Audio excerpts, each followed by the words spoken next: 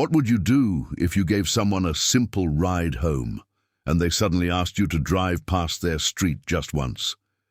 It sounds like a strange request, but what happened next revealed a deeply emotional story about loss, memories, and a bond that time could never erase. In today's touching story, an unexpected detour leads to a heartfelt conversation and a powerful reminder that sometimes people don't need solutions. They just need someone willing to listen. Before we begin, make sure to like this video, subscribe to the channel, and turn on notifications so you never miss another inspiring story. Now sit back, relax, and let's get started. My ex-girlfriend and I had ended our relationship almost a year earlier. The breakup had been difficult at first, but with time we had both moved on with our lives. Although we no longer spoke regularly, I occasionally ran into people from her old friend group around Nashville, Tennessee. One rainy evening, after finishing work, I stopped at a small coffee shop downtown to grab a drink before heading home. As I stepped outside, I noticed Chloe, my ex's best friend, standing under the awning while looking frustrated at her phone. After a brief conversation, she explained that her car had broken down a few blocks away and that a tow truck was on its way.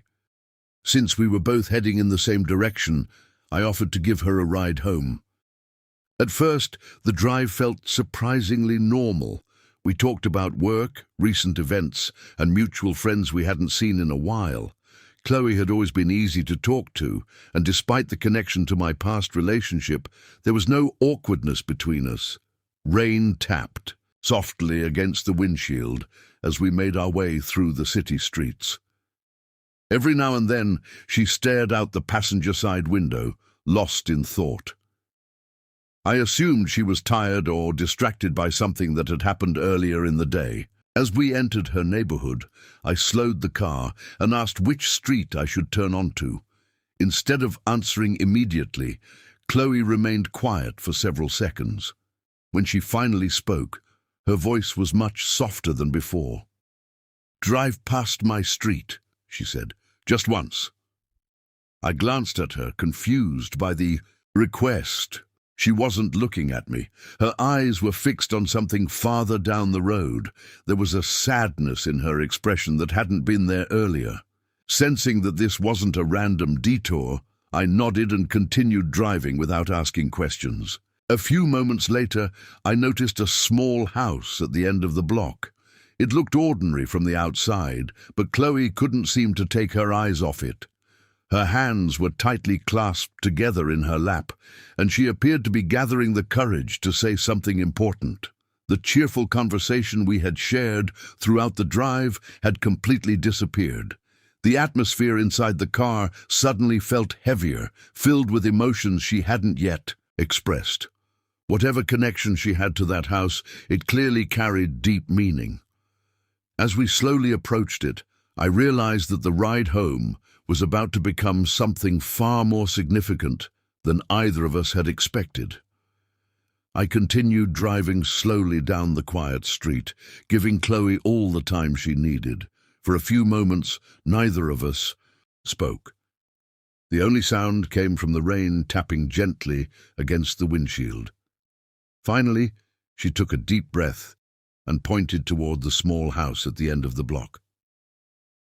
"That's my grandfather's house," she said softly. Her voice carried a mixture of sadness and affection. She explained that after her parents passed away when she was young, her grandfather had stepped in and raised her. To her, he wasn't just a grandparent. He was the person who had given her stability, guidance, and unconditional love during the most difficult years of her life. As we drove past the house, Chloe began sharing memories she hadn't spoken about in years. She pointed to the front porch where they used to sit together on summer evenings, eating ice cream and talking about school. She smiled through her tears as she described birthday parties in the backyard and holiday gatherings that filled the house with laughter. Every corner of the property seemed connected to a special memory. Listening to her, I could tell that the house represented far more than a building. It was a symbol of safety, family, and the happiest parts of her childhood. After her grandfather passed away several months earlier, the family made the difficult decision to sell the house. Chloe admitted she had avoided the neighborhood ever since. She wasn't ready to see strangers living in the place that held so many memories. Yet that evening, something had compelled her to return. "I thought if I stopped, it would hurt too much," she said quietly. "But I also didn't want to keep avoiding it forever." As she spoke, tears rolled down her cheeks. I didn't try to interrupt or offer advice. Sometimes people don't need answers. They simply need someone willing to listen. When we reached the end of the street, I pulled over and parked near a small park. Chloe sat silently for a moment, looking back toward the house. The sadness in her expression gradually softened. It wasn't gone, but it seemed lighter somehow.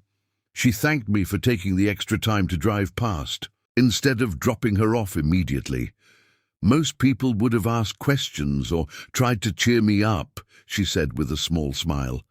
"You just listened." I told her that sometimes that's the most helpful thing anyone can do. Eventually, we drove back toward her apartment.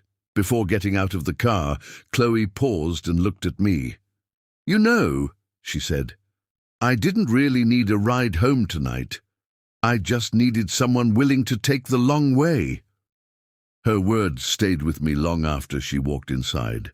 That evening taught me an important lesson about grief and friendship. Not every difficult moment can be fixed. Sometimes the greatest gift you can offer someone is your presence, your patience, and your willingness to walk or drive beside them while they carry memories that still matter deeply to their heart.